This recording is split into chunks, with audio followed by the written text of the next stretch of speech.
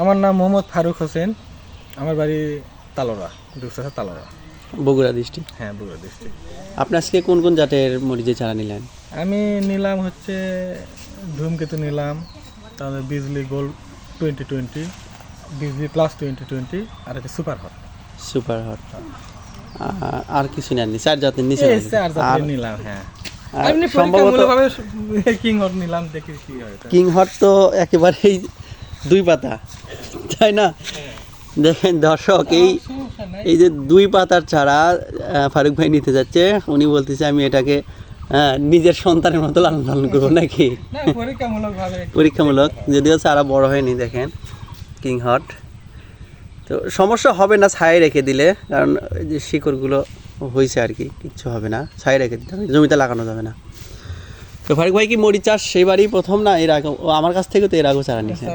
হ্যাঁ, মরিচ চাষ আমি অনেক আগে থেকে করি, কিন্তু আগে তো করেছিলাম ওই রকম মনে করেন যে সিজনে সিম্পল ভাবে যেগুলো হয় সিজনে দিলে। আর এখন মনে করেন যে গ্রীষ্মকাল যেসব জাত চলে। এই সময় কখনো করেননি? না, এই সময় করছিলাম একবার, হয়েছিল। পাইছি কি জাত? নাগা ফায়ার করছিলাম। নাগাফার। তখন দাম কেমন পাচ্ছেন? দাম ভালো পাইছি, তখন পাইছিলাম 180-200 টাকা কেজি। 200 টাকা কেজি। গত বছরই তো সেটা ছিল।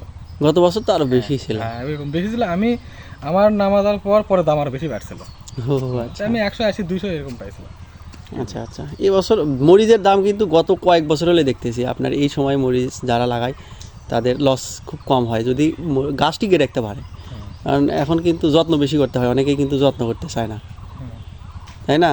মনে করে যে লাগাই রাখছি, ওই দেখবেন 7 দিন 10 দিনে জমি যায় না, এদিকে মাকড় খেয়ে গাছ একদম কুকড়ে লাগে, মনে করে যে গাছ মনে একদম ফুলের ভাইরাসের। না, মরিচের ক্ষেত্রে আপনি হয়তো ট্রিটমেন্টটাই বড় জিনিস। আপনি জমিতে 2 বার যেতেই হবে, সকাল বিকাল। হ্যাঁ, তাছাড়া তো আপনি আর সপ্তাহে অন্তত দেখবেন যে একদিন তো দিতেই হবে, মাঝখানে অন্য ঔষধ কীটনাশক 5 দিন পর পর দেওয়া, 5 দিন পর পরই দিতে হবে এখন এই সময়। কারণ 5 দিনের বেশি গেলেই আবার দেখবেন যে মাকড়ে আক্রমণ করবে।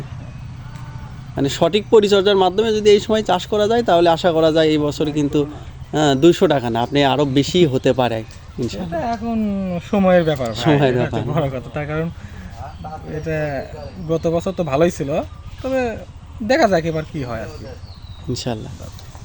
ঠিক আছে, আপনি মরিচ চাষে সফল হন এই দোয়া করি। আবার দেখা হবে ইনশাআল্লাহ। আসসালামু আলাইকুম।